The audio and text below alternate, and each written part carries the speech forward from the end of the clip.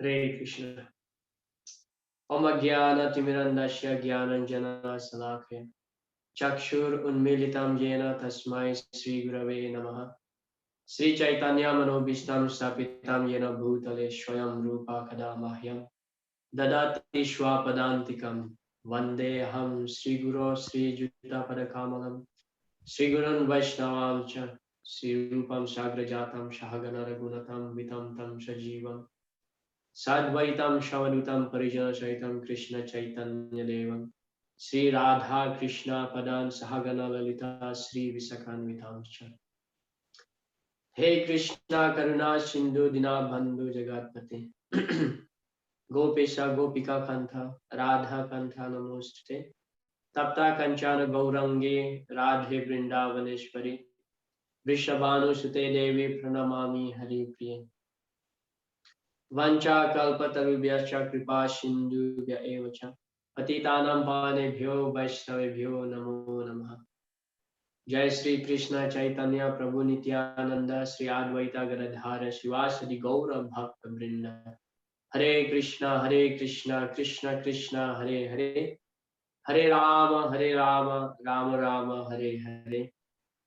Mukam karoti vachalam pangulam khayate girim jat kripa tamahang vande Sri Gurundina Taranam Paramananda Madhavam Sri Chaitanyeshwaram Vande Nantadbhutaishwaryam Sri Chaitanya Mahaprabhu Nichopiyat Prasad Shad Bhakti Shastra Pravat.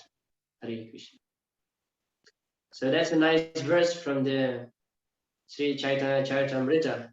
Yeah. Vande Nantadbhutaishwaryam Sri Chaitanya Mahaprabhu. So Krishna Das Kaviraj Goswami prays that he says that I offer my obeisances to Sri Chaitanya Mahaprabhu, who is full of adbhuta, full of opulence. Vande Nanta Adbhuta Aishwaryam. Aishwaryam means opulence, and Ananta, he is unlimited. Nichopiyat, although one is born in the low class family, yeah, Nichopiyat Prasadat. But if that person gets the mercy of Sri Chaitanya Mahaprabhu, Bhakti Sastra Pravartaka, he can preach the glories of the Bhakti Sastra. So when we recite the Mangalacharan prayers, that means actually we are invoking the mercy of the previous acharyas and ultimately to Krishna. So hopefully by Krishna's mercy and the acharya's mercy, we can study the scripture nicely, the Srimad Bhagavad Gita nicely, and hopefully this can purify our consciousness. That's actually the main objective why we are here, is just to purify our consciousness, to enhance our taste to Krishna Katha. And as byproduct, toward the end of your course, you will get the Bhakti Sastri certificate. Hare Krishna. So finally today, we are embarking on the first chapter of the Bhagavad Gita. So Bhagavad Gita, of course, Srila Prabhupada translated into English, the title of the Bhagavad Gita is Observing the Armies in Kurukshetra. But in Sanskrit, it is called the Arjuna Visada Yoga. Actually, the Bhagavad Gita is known as the Yoga Sastra. Yoga Sastra means the scripture which is related to yoga. So therefore, all the titles of these 18 chapters of the Bhagavad Gita is yoga, different yogas. So the first chapter is Arjuna Visada Yoga, and the second chapter Sankhya Yoga, the third chapter Karma Yoga, and then Jnana Yoga, and then Karma Sannyas Yoga, Dhyana Yoga, and so on, etc., etc. So the first chapter is Arjuna Visada Yoga, means the yoga of Arjuna's bewilderment. That's actually the title, Arjuna Visada Yoga. But Srila Prabhupada translated as observing the armies in the Kurukshetra. yeah, before the battle, because the first chapter is like the opener, yeah, the opener, and that's the scene here that we are going to observe what is going on, especially from text number 1 to 11. We'll be seeing Duryodhana's diplomacy, mainly Duryodhana's diplomacy. And then from text 12 to 14, we'll be discussing about the signs of the Pandavas' victory. Yeah, there are different signs of Pandavas' victory. And then from 21 to 27, we'll be discussing about how Krishna becomes the Bhakta Vatsala. Yeah, where Arjuna ordered Krishna that Senayar Ubayar Madhye Ratham Stapayame Achyuta. O Achyuta, O the Lord who infallible, who never fail. Senayar Ubayar Madhye Ratham Stapayame. Bring my chariot in between the two parties. And Krishna, he is the Bhakta Vatsala. He always ready to reciprocate with his pure devotees. Therefore, he is ready to take order from his pure devotee. Sri Krishna Karsini. Yeah, you have studied the Bhakti Rasamrita Sindhu, Nectar of Devotion. There are 6 characteristics of pure devotional service. Yeah, Klesa Agni, Subhada, Moksha Laguta Krit, Sudulabha, Sandrananda, Visesatma, Sri Krishna Karsini Chasa. So Sri Krishna Karsini means pure devotional service attract even Krishna. Prabhupada explained, of course, Krishna is known as the Madan Mohan because he can attract the millions of cupids. And that's Srimati Radharani, known as the Madan Mohan Mohini. She can attract the attractor of the millions of cupids. The proof of that is that Krishna always feeling empty when Radharani is not there with Krishna. So bhakti, pure bhakti, is attract even Krishna. Therefore, Krishna, of course, he's the unconquerable. Yeah, Asama Urdhva. Nobody can be equal or even higher than Krishna. But Krishna can be conquered by pure devotional service. Just like Arjuna, Senaya Ubayar Madhye Ratham Stapayami, bring my chariot. So that's the theme from text number 21 to 27. And then 28 to 46 is about the Arjuna Visada, about the doubts of Arjuna. He starts raising his doubts. He gives his reason of not fighting. No, Krishna, I don't want to fight. Yeah, we will see that toward the end of this chapter. All right, with that brief introduction, we shall start our session today with the first chapter of the Bhagavad Gita.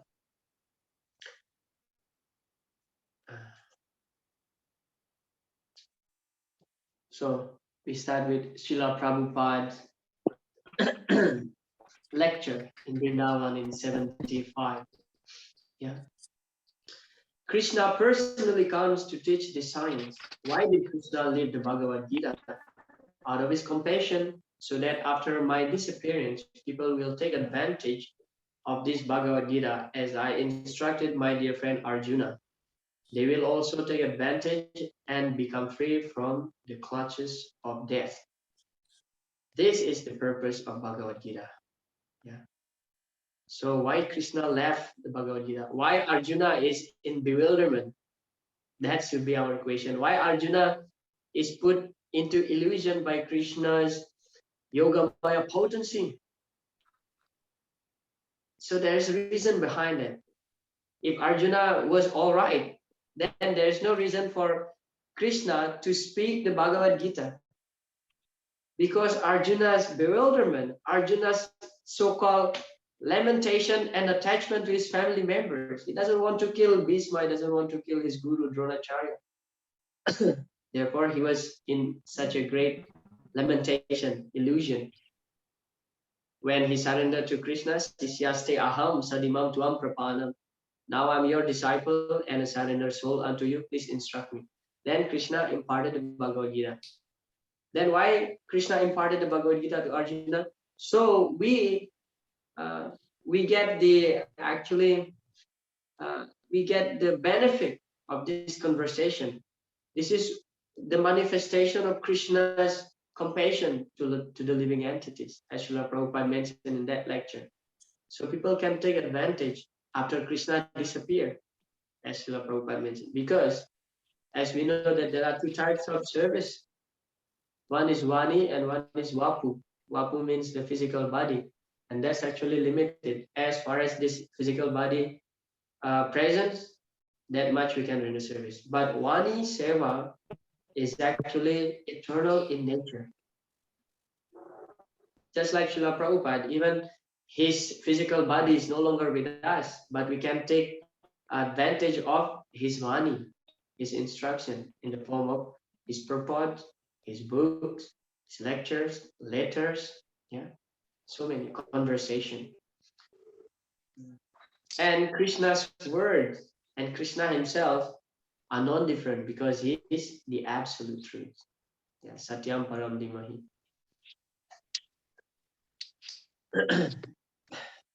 So we start with the first verse of this Bhagavad Gita. Dhritarashtra Uvacha Dharma Kshetre Kurukshetre Samaveta Yuyuk Savaha Mama Kapandavas Chaiva Kimakurvata Sanjaya.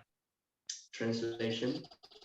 Dhritarashtra said, O Sanjaya, after my son and the son of Pandu assembled in the place of pilgrimage at Kurukshetra, desiring to fight, what did they do? Yeah. Kim Akurvata. Kim Akurvata means what did they do? Interesting here that Dhritarashtra mentioned first about his son. Yeah. Samaveta Yuyut Savaha Mamaka.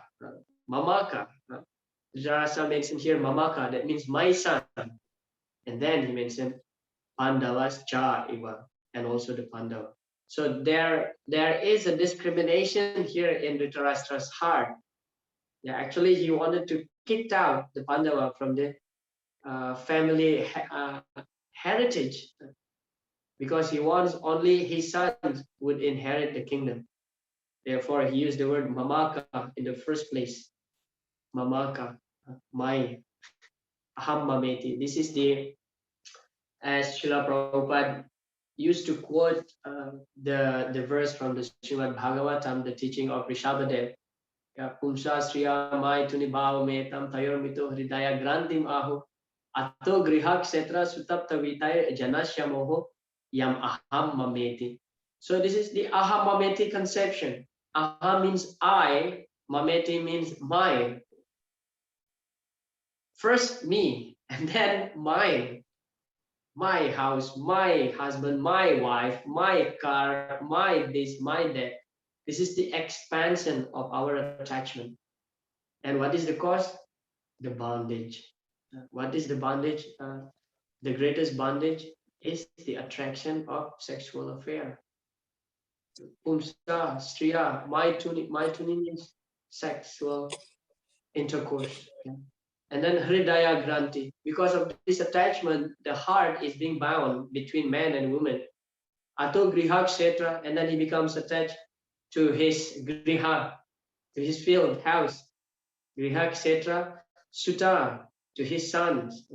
Atta vitaihi, and his so-called possession. And then yam aham mameti. All this assembled together, and it just centered on aham, me, and then mameti, mine. Yeah. Same thing happened to Dhritarashtra here, that he's too attached to his son. We will see later, there is a quotation on Srila Prabhupada's lecture.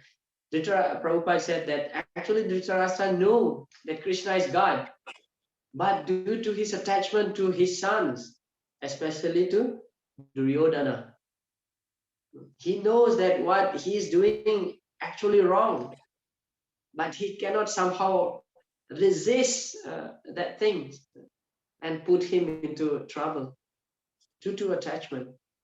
Now, sometimes we may laugh, Dhritarashtra, he's blind and he doesn't know anything. He's too attached to his son. But this thing actually occurring in our life. And to some degree, this is happening in our life. We have some attachment or some bad habits. And sometimes when we commit some mistake, we completely in knowledge of that, but somehow or other we cannot resist to stop it. Yeah, this is happened due to our attachment, and that attachment comes from the samskaras that we had since millions of lifetimes. It's not at all easy. Just like, for example, if you have a computer and you want to delete a file, you just click the button, delete, confirm, yes. You want to delete, yes, no. If you click yes, everything is finished. But that's not the case in our memory since millions of lifetime. It's not at all easy. Sometimes we may wonder that why after chanting Hare Krishna mantra for many years, still I have this lusty desire, I have bad habits. We've been chanting just for a few years, but we've been committing nonsense since millions of lifetimes. Then how it is become easy? Not at all easy. Yeah. The only remedy is just keep practicing. That's it. All right, come back to this verse again. Let's see, Srila Prabhupada's purport. Yeah. First, this word is used, Dharma Kshetra, in the place of pilgrimage. Mm. Before entering Srila Prabhupada's purport, one question may be asked, interesting question. Why a battle, a war taking place in a holy place? Holy place meant to be place of worship, right? But why this ghastly battle? Blood will be there, somebody will be killed. Why it's taking place in a holy place? In the Dharma Kshetra. Dharma Kshetra means a holy land, a land of religion. Why they don't go to some field somewhere? Why it should be in the holy place? Now, this is a question for all of you here. Who would like to answer that question? Who would like to comment on that question? Let's make this class alive. Hare Krishna. Anybody? Yeah, Hare Sarva. Krishna Prabhu. Yes, Prabhu. So I think, like as Krishna said, that he wants to re-establish dharma. So that would have been the best place to re-establish dharma. That is the Dharma Kshetra himself. That is Kurukshetra. So I think the re-establishment of dharma was being completed after killing so many adharmes there. So that's why I think that it would be, that's why Kurukshetra was regarded as Dharma Kshetra, Kurukshetra. Very nice. Thank you so much. And we have here Pranab Prabhu. Hare Krishna, thank you, Prabhu. I completely agree with what Prabhu said. And I'd like to add that there was around quite a few factors which, already predicted that the Pandavas will win the battle. And one of the reasons was that the venue of the battle was Dharmakshetra, which means it was a pious place which represents the, sanctity of the religion. And the Pandavas, in contrast to their Kurukshetra brothers, they were very religious people, pious people who believed in ethics and morals, unlike their brothers.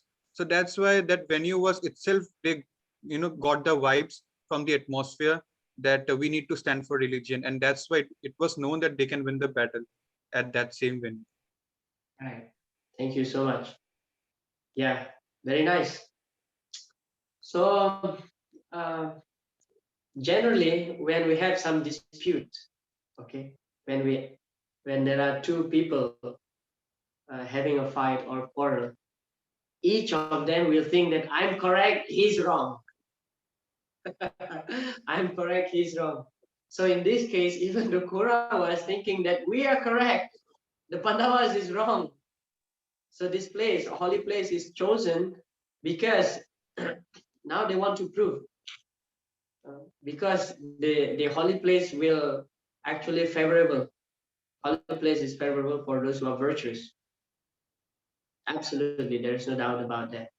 So in order to prove now who is actually wrong, who is correct, who is wrong between the two parties, the holy place is chosen. So the holy place will determine who is virtuous and who is wicked. And as Srila Prabhupada will explain in his purport, that just like when we are growing rice in the rice field, yeah, the unwanted weeds should be uprooted. So as Sarvadeva Mai Hari Prabhu mentioned also, because Krishna, one of Krishna's aims is to dharma samsthapanarthaya. So he chose the dharma kshetra, the holy land, just to establish the religious principles. All right. Yeah, this is Srila Prabhupada's purport. The word dharma, etc., a place where religious rituals are performed, is significant because on the battlefield of Kurukshetra, the Supreme Personality of Godhead was present on the side of Arjuna.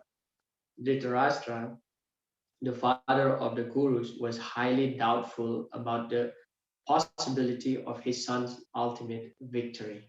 Yeah, Dhritarashtra knew that his son is actually wicked, Duryodhana, and all others, of course, in general. So he was doubtful. He was doubtful. That's why he's asking him, Aku Vata Sanjaya. Now, what did they do?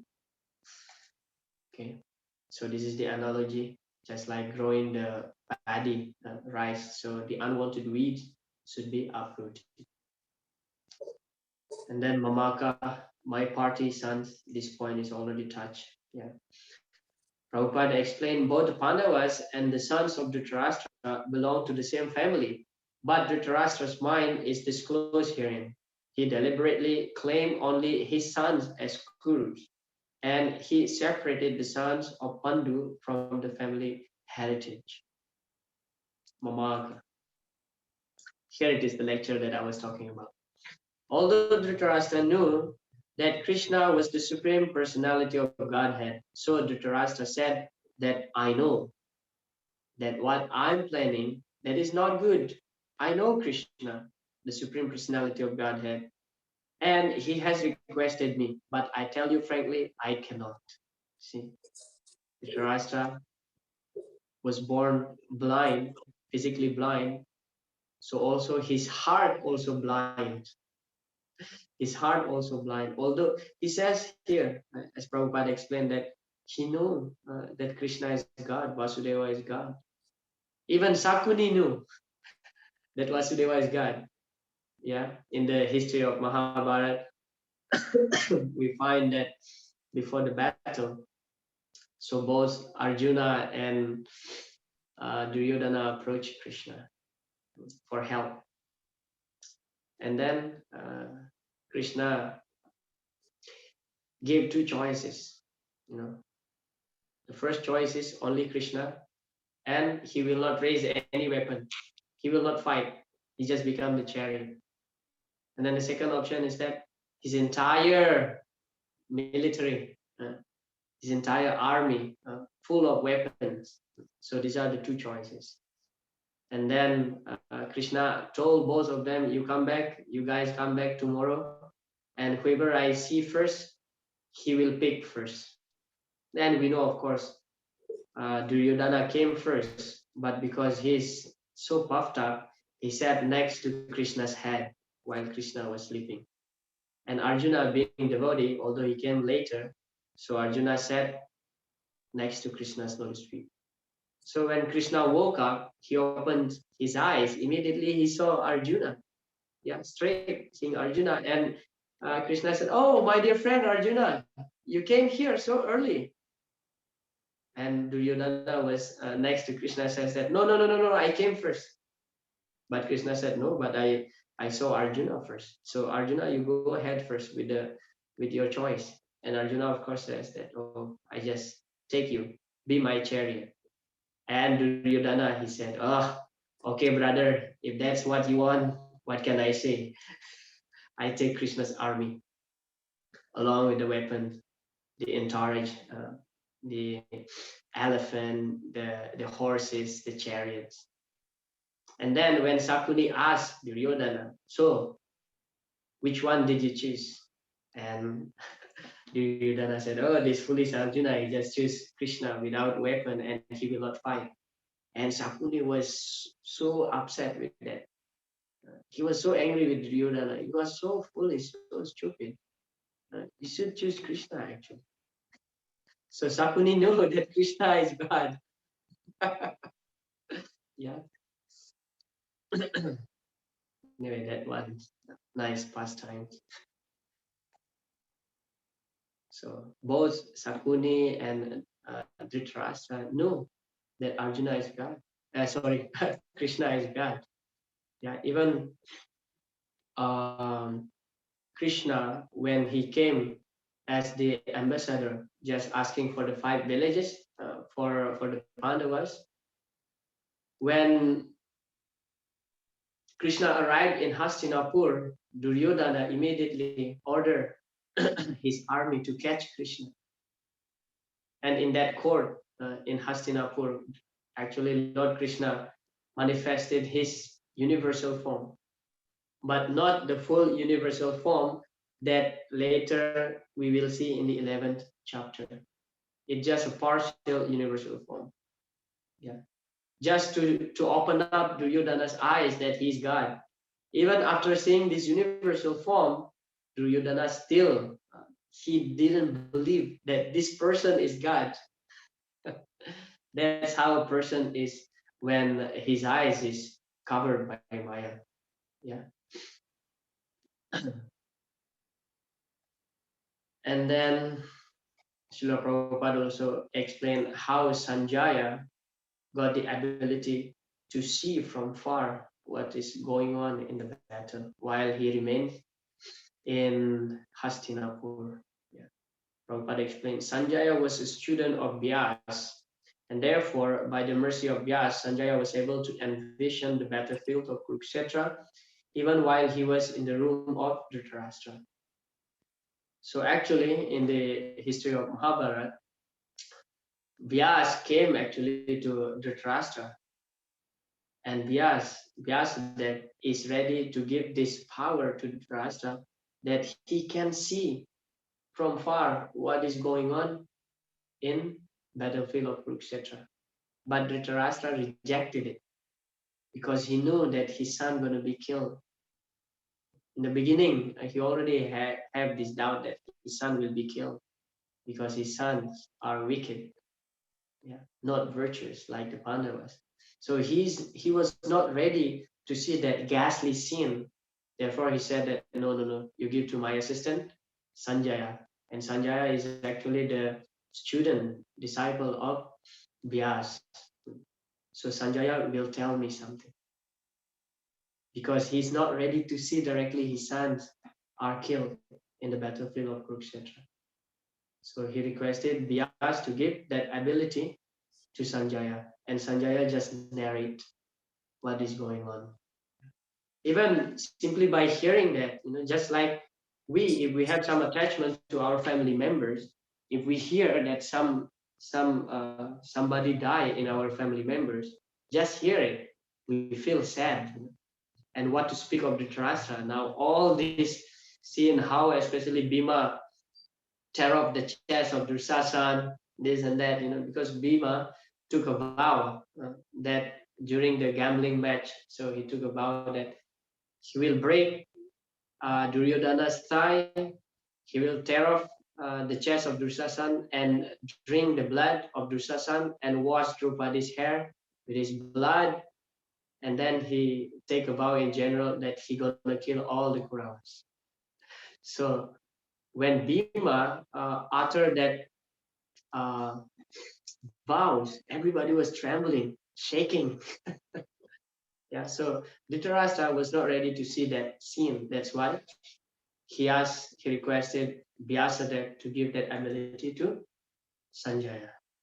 Okay. And text number 2. Sanjaya said, O king, after looking over the army arranged in military formation by the sons of Pandu, King Duryodhana went to his teacher and spoke the following words. Interesting here that Duryodhana was not a king. Yeah, Duryodhana was not a king. Acharyam upasangamya Raja Vachanam abravit. So Raja Vachanam, Duryodhana now approaching the Acharya. Who is that Acharya? Dronacharya. Raja Vachanam abravit. And then he will speak. So Duryodhana is not a king. This is another brainstorm for today's session. Duryodhana was not a king. Why Sanjaya addressed him as a king in this verse. He's just the son of a king. He's a prince. Why Sanjaya addressed Duryodhana as a king? Now Raja Vachanam Apravit. Now he's going to the Dronacharya, to the Acharya, to his teacher, and he will say the following words. Anybody would like to comment on that? Why Sanjaya mentioned Duryodhana here? King. Word king. Hare Krishna Prabhu, because on the will of Duryodhana, Dhritarashtra acting on the will of Duryodhana, and he is acting like a king, because only his wish only this battle is happen. Very nice. Thank you so much, Prabhuji. Any other comment? I'm looking for one. Hare Krishna, Hare Prabhu. Krishna. Yes, Prabhu. Abhilash, please. Yes, Prabhu. To give pleasure to the despondent king, Dhritarashtra. Mm. So to give him a little happiness, Sanjaya, Sanjaya, he used the word Raja. Mm. Right. Thank you so much. Just like a person who has a boss, when you work under some company, your only main business is to please your boss. Dhritarashtra, he wanted Duryodhana very much to become the next king of Hastinapur. So Sanjaya, being the servant of Dhritarashtra, so he mentioned King Duryodhana just to give pleasure. Because in the first place, Dhritarashtra was trembling, full of anxiety. Oh, my son gonna die, my son's gonna die. So here, Sanjaya said, oh, King Duryodhana. Now just giving sense of pleasure. Nice, thank you.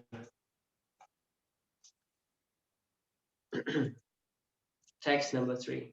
This is the statement of Duryodhana.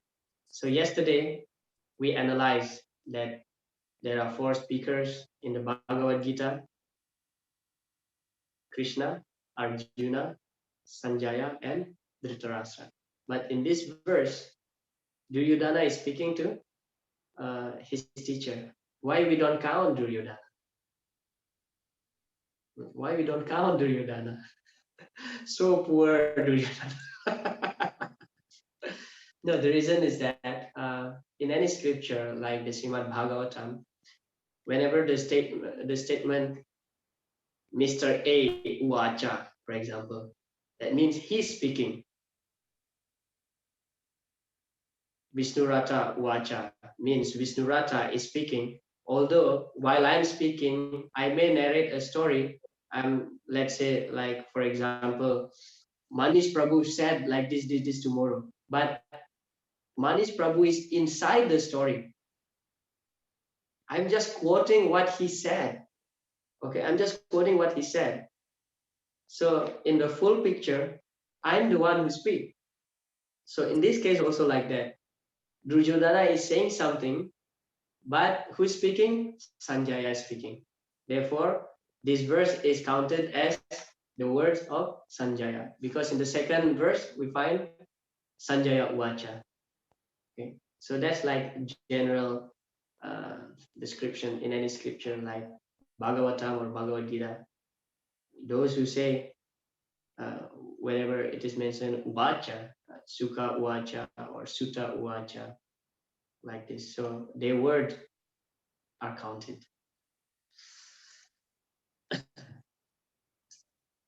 Okay, so here it is, Duryodhana's statement. O my teacher, behold the great army of the sons of Pandu, so expertly arranged by your intelligent disciple, the son of Drupada. Yeah, he mentioned about Drishtajumna. Here is the word. Vyudam Drupada Putrena Tavasishena Dimata. Tavasishena Dimata. Look at your disciples. Yeah, Tavasishena.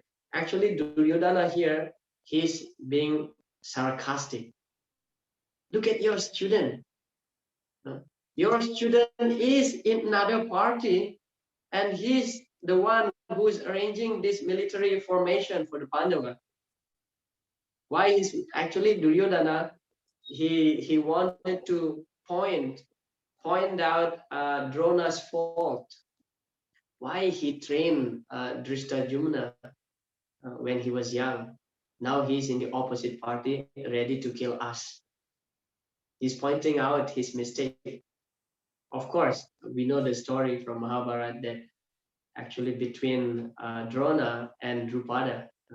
So he mentioned here, his first thing interesting here that Duryodhana did not mention Drishtadyumna's name directly.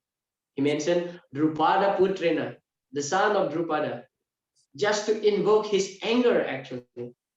Because between Drona and Drupada, of course, when they were small kids, they study in the same Gurukul, they were friends. They were friends, but later they become enemy. Yeah, when they were in the Gurukul, so Drupada being a prince and Drona just a simple son of a Brahmana. So Drupada said, being friend, oh my friend, once I become a king, I will share half of my kingdom to you. Of course, that's like child talk, sometimes don't take it seriously. But when after they graduate from Gurukul, now Drupada become a king, and Drona got married to a Brahmini, and they got son Aswatthama, and they cannot afford milk for Aswatthama. So Aswatthama was crying, wanting some milk, and Drona doesn't have cow. So Aswatthama was fed by rice water actually. Aswatthama never tasted milk when he was a kid. So his friend used to laugh at him. No, that is not milk. It's just rice being soaked. So the water becomes white like milk. Actually, that's not milk. So Aswatthama was crying, wanting for milk. So Drona remembered what was happening in Gurukul. Now Drona came to Drupada, to his kingdom. He came and mentioned, as soon as he arrived there, he met Drupada and mentioned in the front of the assembly in his court while having a meeting. Can you imagine if some of you here holding the position of being the GBC, you are having a meeting and suddenly your friend, close friend, he's nobody in ISKCON, he just entered the meeting room and said, hey, Prabhu, Haribol, I'm here. You may feel like, oh, this guy is disturbing me in the front of all these big leaders. Sometimes the false ego becomes like that. So that's happened to Drupada. Immediately he says, who are you? And Drona said, I'm your friend. I'm Drona, your friend. But I said, friend? Friend can take place only amongst equal. Get lost. And Drona said, I came here. You promised me you want to give half of your kingdom. But I came here just to beg a cow because my son is hungry. He wants to drink cow milk. Drupada said, no, get lost. And this enmity started, and Drona trained the Pandavas and the Kauravas. And of course, after the study, this is the general policy. After a study, you have to give Guru Dakshina, because without Guru Dakshina, that study considered to be incomplete. Yeah. Any study considered to be incomplete without Guru Dakshina. So now Drona asking Guru Dakshina that he wants to attack Panchala. He wants to attack Panchala, conquer that kingdom, arrest Drupada, bring him alive here. And the first place, Duryodhana said, Guru Maharaj, let me do it, along with my brothers. 100 Kauravas went there, attacked, but they got defeated, came back. And then the next party, next chance, headed by Arjun. So Arjun, along with his brother, went there, attacked, and conquered the kingdom, arrested Drupad Maharaj, tie him with a rope and drag to Hastinapur. This is actually embarrassing for Kshatriya. Kshatriya would prefer die in the battlefield rather than being defeated and remain alive. So Drupada was dragged by Arjun, who later actually will become his son-in-law. Can you imagine? Arjun dragged Drupad Maharaj, yeah, and brought him to the lotus feet of Dronacharya. So Drona said, you see, I defeated you. Now I take half of your kingdom and release you. So more anger aroused in Drupada's heart. And he performed a yajna. And from that yajna appear two personalities. One is Drupadi. Drupadi is also known as Krishna because her complexion is like Krishna. Shyam cloud, dark blue cloud. And then another one is Drishtajumna. And he performed this yajna because he wanted a son who will kill Drona in the future. And when Drishtajumna was a small child, he actually sent Drishtajumna to Drupada. Then why Drupada accept? Because, why Drona accept Drishtajumna? He knows the purpose of this boy taking birth because this boy is destined to kill me. Why Drona accepted Drishtajumna despite of whatever reason it is? Because Drona, being a Brahmana, he cannot reject any qualified student to study under him. This is Brahmanical. This is Brahmanical culture. Yeah. Patan, yajan, dana, pratigraha. These are the 6 activities that should be performed by the Brahmanas. Patan, study. Patan, to teach. Yajan, performing deity worship. Yajan, and performing yajna. Dana means taking charity. Pratigraha means giving charity. Accepting and giving charity also part of Brahmana's activities. So teaching is a Brahmana's activity. So any qualified student should be accepted whenever he approach a Brahmana. Someone may ask question, then why Drona rejected Ekalavya? If we talk about all this pastime history, it becomes like really wide. The only reason why Drona, although Ekalavya was so expert, almost equal like Arjun, but Dronacharya being too attached to Arjun. Arjun is the chocolate disciple of Dronacharya, and Arjun is the chocolate grandson of Bhismadev. Arjun is the favorite amongst the entire Kauravas and the Pandavas. Arjun is the favorite. Yeah. And Drona, of course, asked Ekalavya to cut his finger, and later on Krishna killed him. We may ask question briefly, why Drona didn't want to accept Ekalavya? Well, first of all, because Ekalavya belong to not from a Kshatriya family. He's belonged to just simple person who live in the jungle, and that Ekalavya also has no manner. Actually, he's uncivilized person. So Dronacharya consider him to be unqualified, although he has the skills, but he has no attitude. All right.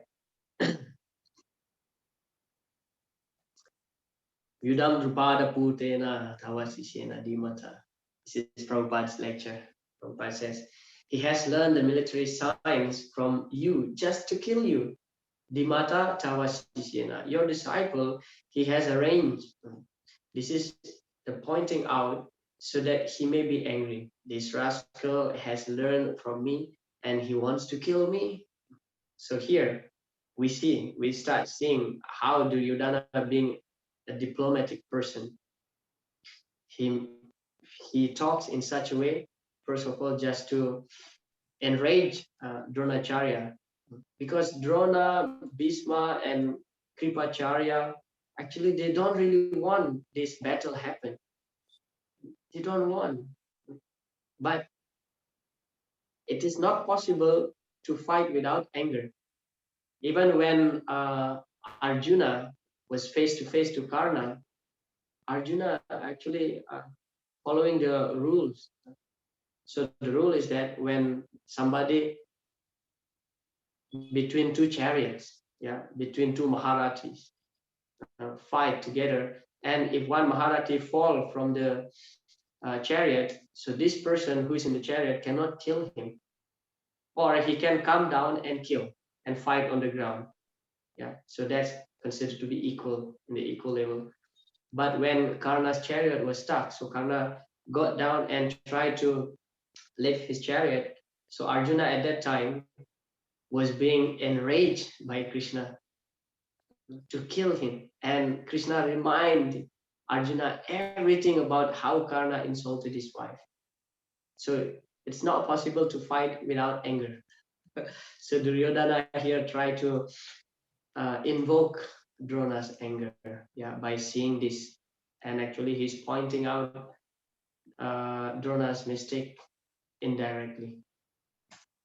That's called diplomacy.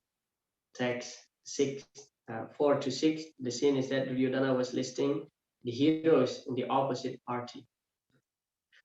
So here in this army are many heroic bowmen equal in fighting to Bhima and Arjuna, great fighters like Yudhana, Virata, and Drupada. There are also great heroic powerful fighters like Drishtaketu, Chikitana, Kasiraja, Purujit, Kuntiboja, and Saibya. There are the mighty Yudamanyu, the very powerful Uttamaja, the son of Subhadra, and the sons of Draupadi. All these warriors are great chariot fighters. This is called Maharathi. And text number 7. But for your information, for the best of Brahmanas, let me tell you about the captains who are especially qualified to lead my military force. So from text 4 to 6, Duryodhana was listing who are the great hero in the opposite party. And in text 7, he said that now let me tell you who are here. So Duryodhana actually, he was afraid, he's like full of doubt in his heart, but he just want to become self-confident. He just want to become self-confident here. Text number 8. So there are personalities like you, Bhavan. The word used here in this verse is that Bhavan. Normally in Sanskrit, you, we use generally Tvam. But in this verse specifically, Bhavan. Bhavan is to say you, but in a very respectful manner. Like in Bengali, we have saying to me and apni. So to me is like for equal, not so respectful. But when we say apni, that means you. Of course, in English, you means you. That's it. There is only one word to address someone. You, whether he's your senior, we just say you. But this is the beauty of Sanskrit or Hindi, Bengali. Even in my language, in Indonesian language also, we have different word to use when we communicate to junior, equal, or senior. So here Duryodhana mentioned Bhavan. Bhavan, Bhisma. Personality like you, Bhima, Karna, Kripa, Aswatam, Vikarna, and the son of Somadatta, called Burishrava, who are always victorious in battle. So here in text number 8, Duryodhana is encouraging Dronacharya. How Duryodhana is encouraging Dronacharya here? Let's analyze here. First, if we see from all these personalities, who is the senior most in the assembly here? Bhisma Dev. But why Duryodhana mentioned you addressing Dronacharya in the first place? Why? Because if Duryodhana is thinking like this, if I address Bhisma first, Duryodhana may feel discouraged and he will not fight seriously for me. But if I address Drona first, although Bhisma is being the senior most, because Drona is a Brahmana and Bhisma is Kshatriya, according to the Varnashrama system, the social order, Brahmana is the topmost and then followed by Kshatriya. So Bhishma will not feel insulted. You see how clever Duryodhana is? He addressed the Brahmana first, Bhavan, and then Bhishma. First the Brahmana, okay, although Drona is younger than Bhishma there. And then what about other personalities? Karna. Karna is also mentioned. Although actually Karna took a vow before the battle that as long as Bhishma still on the battlefield, I will not fight. I will remain in my camp, because between Bhishma and Karna, they have some dispute actually. They don't like each other. So Karna doesn't want to be there as long as Bhishma remain in the battlefield. That's why we find after Bhishma laying on the bed of arrow, then Karna come out. Karna came out. So just to encourage everybody, especially Duryodhana. So first mention Dronacharya, and then Bhishma, and then Karna, and who other personalities here mentioned. And then Kripa, of course, he's one of the senior member. And Ashwatam, the son of his guru. Yeah, you should mention the relative, yeah, of your guru to please your guru. And Kripa is also actually Drona was marrying to Kripacharya's sister. Yeah, and then Vikarna. Vikarna is one of the brothers of Duryodhana and other personalities like Somadatta, Burisha. And it is described actually Vikarna is actually not very significant fighter. Is not as expert as Dursasan or any other Kshatriya. We may ask question why the name of Vikarna is mentioned here. He is just a simple brother of Duryodhana, not so expert in fighting. But why he mentioned here? To comment on that.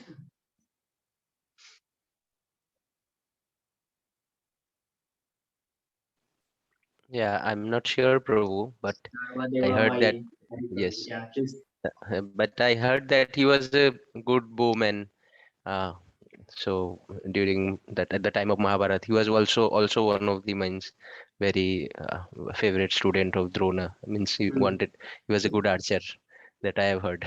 So Okay. maybe because of that reason, at the time of, I mean, he also actually he wanted to say warn Duryodhana also at that time when he was trying to blaspheme Draupadi. So he once he actually warned also, so that Bhima also took pratigya that he will not give so much. He will give an easy death to Vikarna. So that much I know about Vikarna. Nothing more than that. Interesting. Interesting. Very nice. You are actually hinting the answer. So during that gambling match, so Draupadi was being insulted and Dursasan tried to disrobe her, of course. And yeah, Vikarna, nobody say anything. Even Bhishma kept silent. But Vikarna told Duryodhana, no, shouldn't do this. This is too much, Vikarna said to Duryodhana. And before the battle, there is an injunction that if you want to change your party, you can do it before the battle. But after the battle take place, you cannot change your party. So Yudhishthira Maharaj is going to announce now, whoever from my party, if you want to join Duryodhana's party, you are allowed. And whoever from Duryodhana's party, if you want to come here to my party, you are most welcome.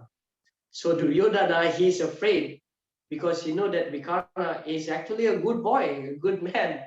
He is favorable toward the Pandava. He protested to Duryodhana.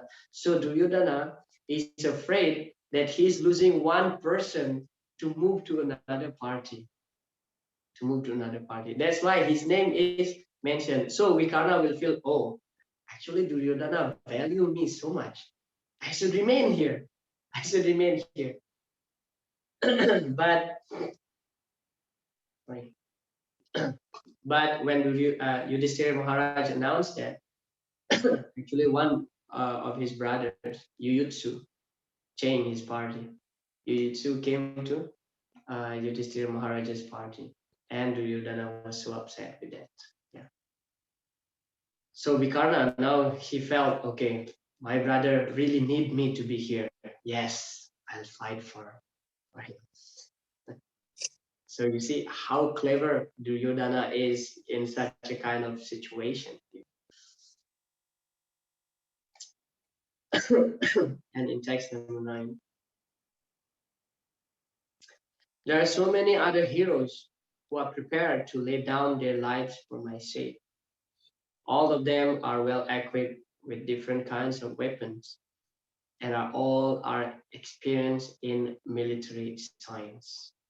Yeah. So Duryodhana here actually self-praising his own party, but later we'll see that as soon as Krishna blows his console, his heart is shattered. He just tried to be confident, you know. And in text number 10, our strength is immeasurable. So he's like being puffed up here, immeasurable, and we are perfectly protected by grandfather Bhishma, whereas the strength of the Pandavas, carefully protected by Bhima, is limited. Now here, Duryodhana is comparing between Bhishma and Bhima. Of course, we know Bhima, he has the strength of 10,000 elephants. Yeah, but still compared to Bhishma there, Bhima is nothing. So Duryodhana is thinking, our party is actually completely protected by Bhishma. And their party is protected by Bhima, who is limited. Now, having said that, now Duryodhana is thinking, oh, if I said this, how others would feel? How others would feel? That means I'm just concerning about Bhishma. And then he thought, oh, what about others? So the next verse is explaining his another caliber. Yeah.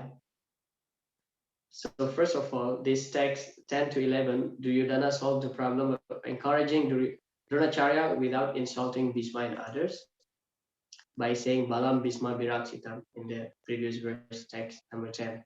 Yeah, Balam Bhishma Viraksitam, our strength, Balam is strength.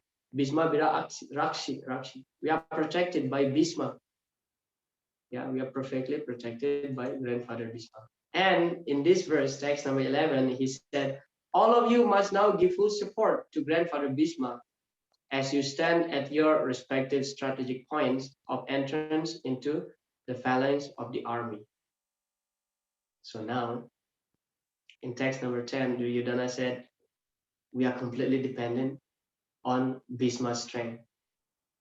But then here in text number 11, he said, all of you should give full support to Bhishma.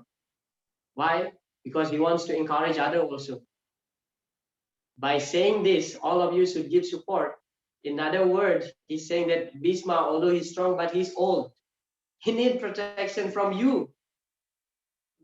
So it's not only about Bhishma, but all of you. I value all of you, my dear friends. Kindly help this old man. Duryodhana is so clever. Yeah. Yet, Mayaya apahrita jnana, as Krishna will be explaining later on. Mayaya apahrita jnana in chapter 7, he says.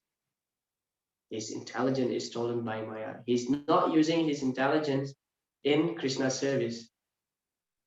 Otherwise, Duryodhana is so clever. Why he doesn't use that intelligence to serve Krishna? That is misfortune from his side, of course. All right. Srila Prabhupada's purport. Duryodhana clearly felt that the victory of the Kurus depended on the presence of Bhishmadev.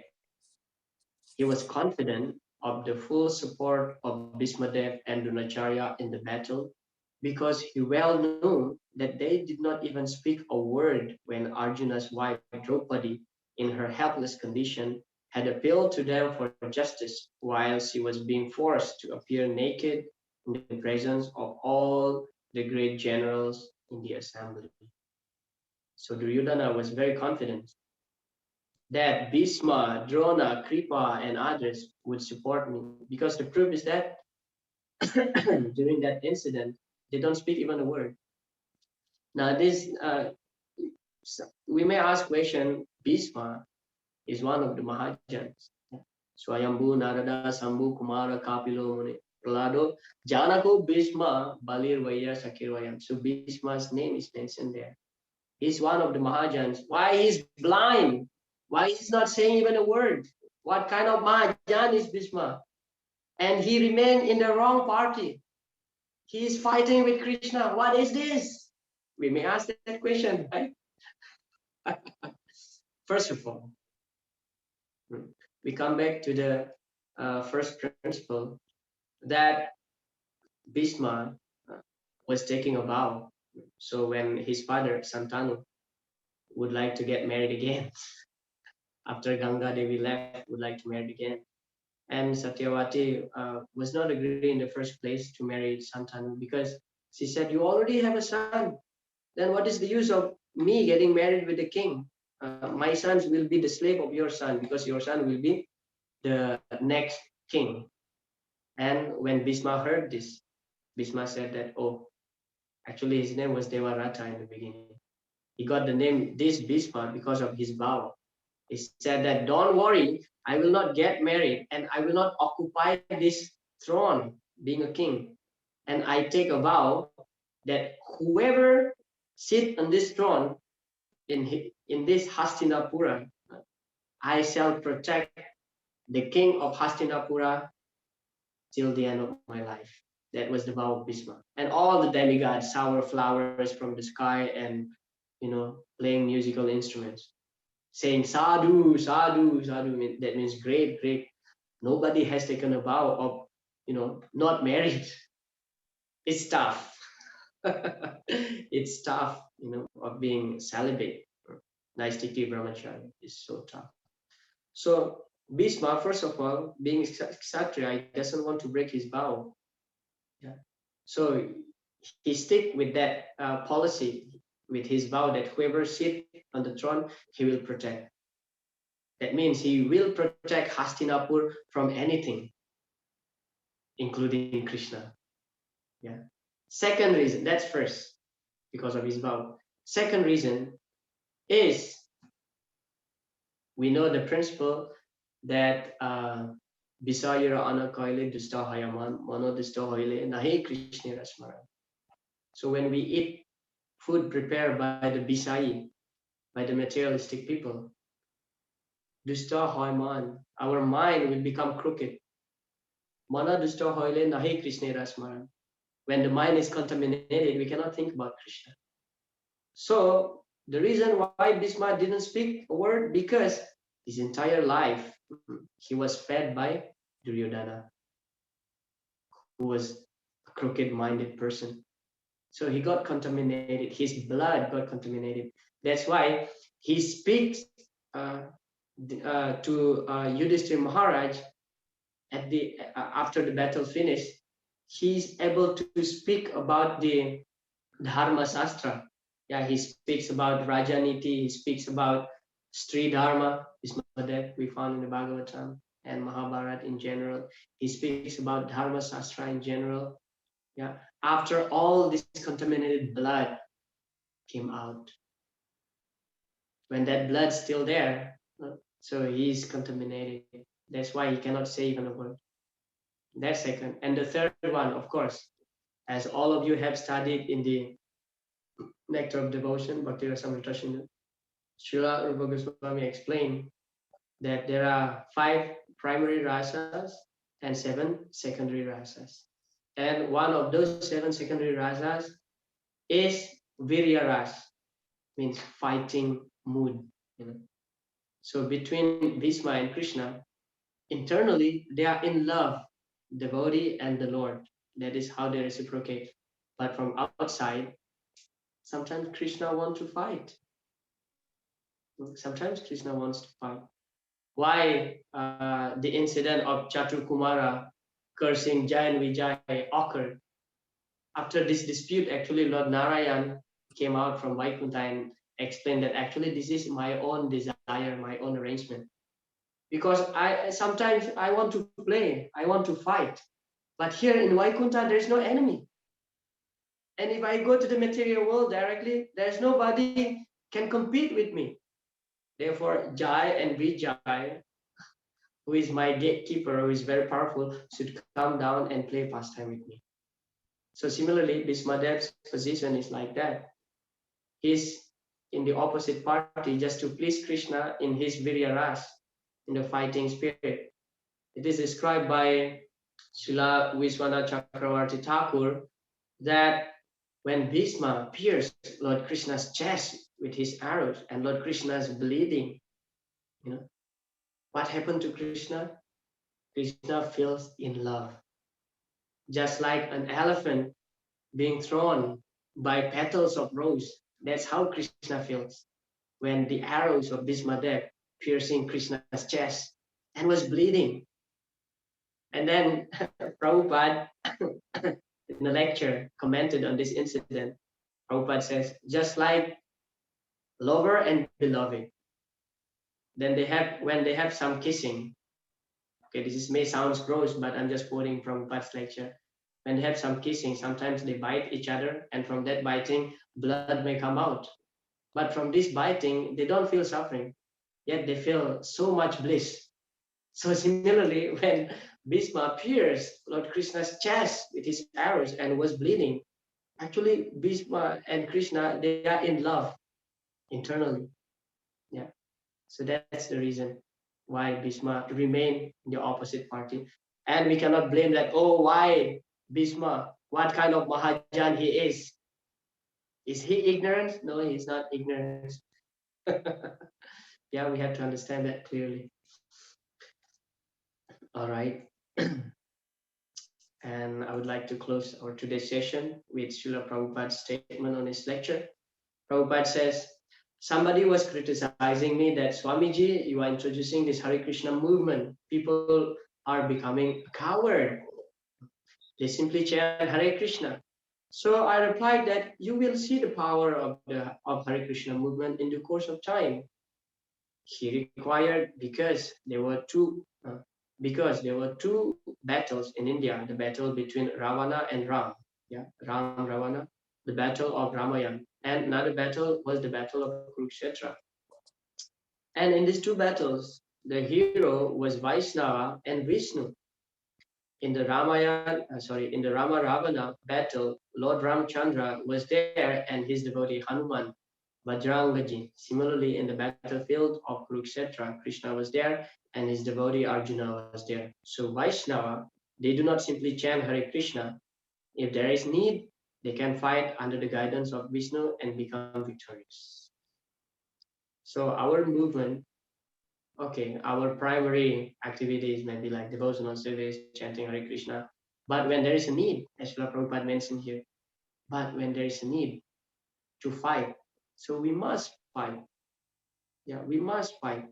For example, recently, like in the Bangladesh incident, one devotee was killed. So we, to show our solid relationship to all the devotees, we did this protest. Yeah, when there is a need of war, we go for a war.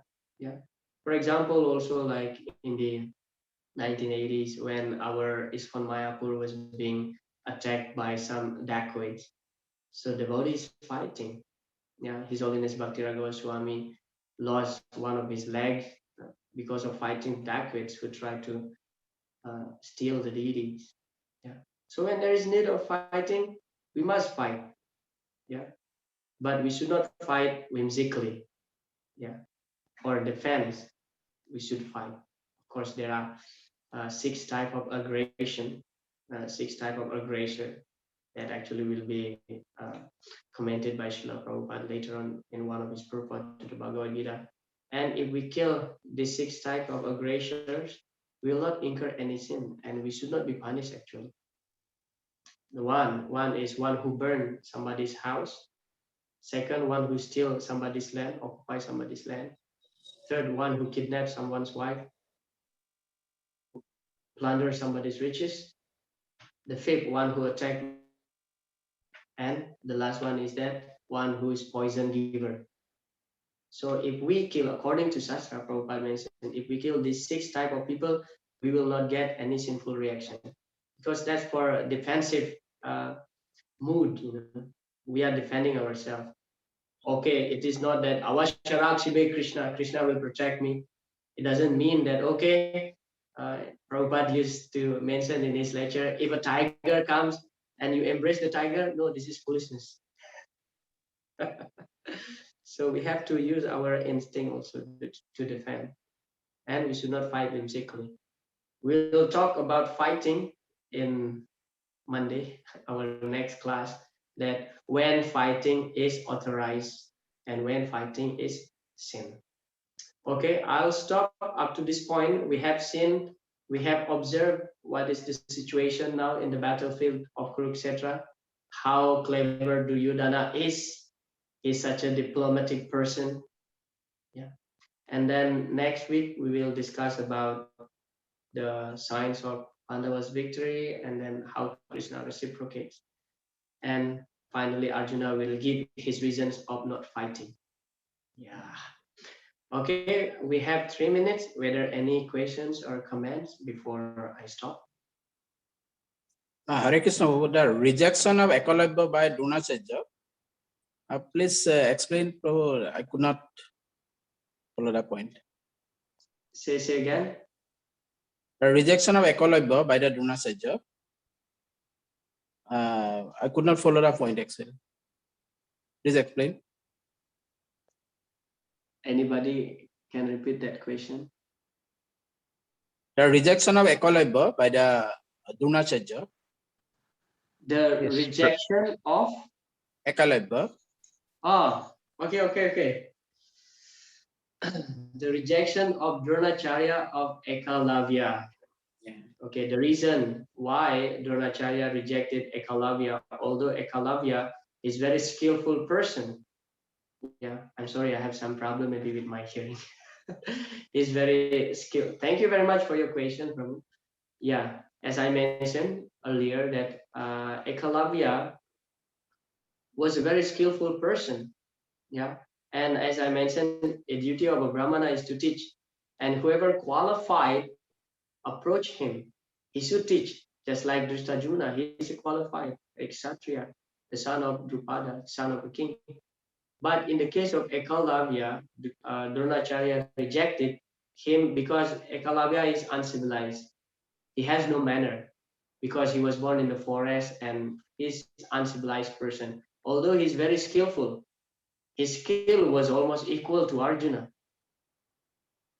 because he is born lower than Sudra and he has no manner.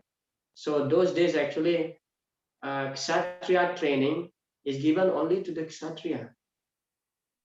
The business of the Sudra is just to serve. Yeah. So like that. The Vaishya just to serve, just to produce food, protect the cows. But for Sudra and lower than Sudra, they should not be given the Kshatriya training, otherwise they will misuse in the future. Ekalavya is very skillful person, but because of his manner, he has no manner, so he may misuse his skill in the future. Just like if you put a goat in the garden, then what happened? The goat will destroy the garden, right? That's the reason why Dronacharya didn't want to train Ekalavya, although he was self-trained. Yeah, he made the statue of Dronacharya. He made the statue and practicing alone just by seeing from far how the Pandavas and the Kauravas were trained. They were trained. He's very skillful, but he has no manner. When a teacher said, "No, I cannot. I will not teach you," you should not force. You should not force your teacher. Yeah. So that's the reason. Is that clear, Prabhu? Ranjit, Yes, Prabhu. Yes. Thank you so much, Prabhu. Thank you so much. All right. See you again on Monday in same time. Hare Krishna. Granth Srimad Bhagavad Gita ki jai.